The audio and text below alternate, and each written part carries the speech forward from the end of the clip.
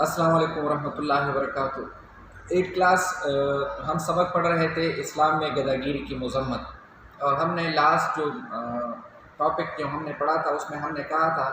کہ جس قدر اسلام نے گداگیری یعنی بھیک مانگنے کی مذمت کی ہے، شاید کسی اور دین نے اسی طرح کی ہو۔ جو سائل مطلب صرف اس کو اوزار مطلب بنا کے لوگوں سے مانگتا پھرتا ہے اور لوگوں کے سامنے ہاتھ پھیلاتا ہے، تو آپ صلی اللہ علیہ وسلم نے فرمایا کہ وہ ملعون ہے، اور مطلب ملعون لعنتی ہے۔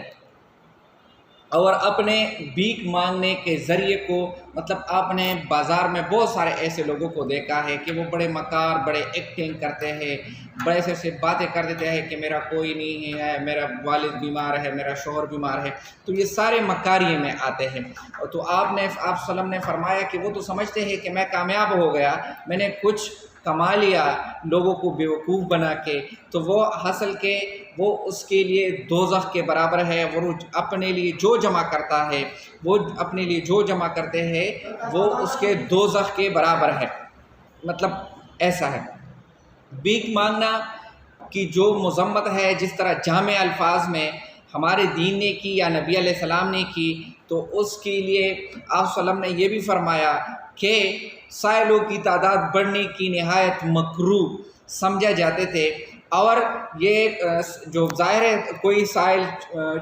کوئی ایسا چیز ہے جو سائلوں کی تعداد بڑھانے والے ایسی ہے، یہ کیوں ہے، یہ بھی ایک سوال ہے۔ تو اب ہمیں فرق کرنا چاہیے مستحق اور غیر مستحق، یعنی کس کو دے دینا چاہیے اور کس کو نہیں دے دینا چاہیے۔ ایسے بے تحاشا روایت ہے کہ جس سے نبی علیہ السلام کے پاس جو شخص آتا اور وہ مطلب مستحق نہ ہوتا تو آپ صلی اللہ علیہ وسلم اسے دیکھ کے مطلب اچھا محسوس نہیں کرتے۔ چنانچہ حضرت ابو سعید رضی اللہ تعالیٰ عنہ سے روایت ہے کہ ایک شخص نبی علیہ السلام کے پاس آیا، وہ مستحق نہیں تھا، آپ صلی اللہ علیہ وسلم نے اس کو دے دیا، لیکن آپ صلی اللہ علیہ وسلم اس پہ خوش نہ تھے،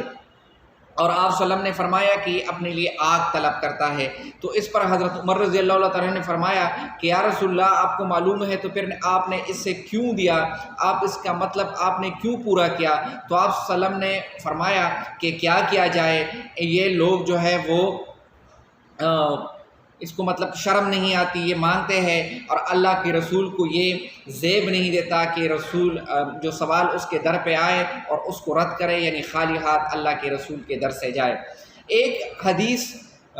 جو ہے کہ ہے اس کی مشکات، اس میں ایک انصاری شخص نبی علیہ السلام کے پاس آتا ہے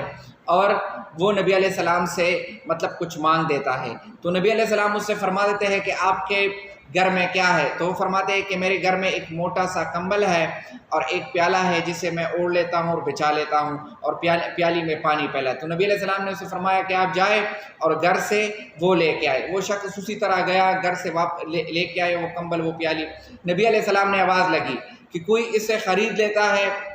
کتنے درہم میں؟ تو ایک شخص کھڑا ہوا، اس نے کہا کہ 1 درہم میں۔ پھر 2-3 بار نبی علیہ السلام نے یہ الفاظ دہرائے، حتیٰ کہ وہ کمبل اور پیالی 3 درہم میں بیچی گئی۔ نبی علیہ السلام نے اس سے کہا کہ ایک دستہ لکڑی لے کے آئے اور دوسرا اسے کلہاڑی لے کے آئے۔ تو وہ شخص اسی طرح گیا، نبی علیہ السلام نے اپنے دست مبارک یعنی ہاتھ مبارک سے اس کے جو کلاڑی تھی اس میں وہ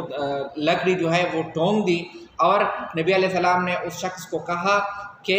15 دن تک میں آپ کو یہاں نہ دیکھوں، جنگل جائے اور وہاں پہ لکڑیاں کاٹ کے شہر میں بھیجا کرے۔ اسی طرح وہ شخص گیا، جب اس نے 15 دن کے بعد واپس نبی علیہ السلام کے خدمت میں حاضر ہوا تو اس کے پاس 10 درہم موجود تھے۔ تو نبی علیہ السلام نے فرمایا کہ یہ تمہارے لیے بہتر ہے اس سے کہ قیامت کے دن تمہارے چہرے پر بھیک مانگنے والے آثار یعنی نشانات موجود ہوتے اور تم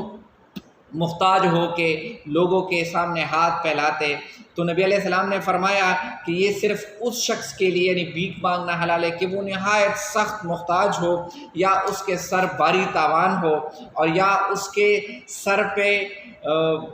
مطلب کسی کا خون ہو وہ کہہ دیتا ہے کہ فدیہ کے طور پہ میں آپ کو معاف کر سکتا ہوں، یا تم فدیہ دو یا میں تجھے قتل کر سکوں، تب وہ جا کے مان سکتا ہے، اس کے علاوہ نہیں مان سکتا۔ انشاءاللہ آپ کو سمجھ آیا ہوگا۔ نیکسٹ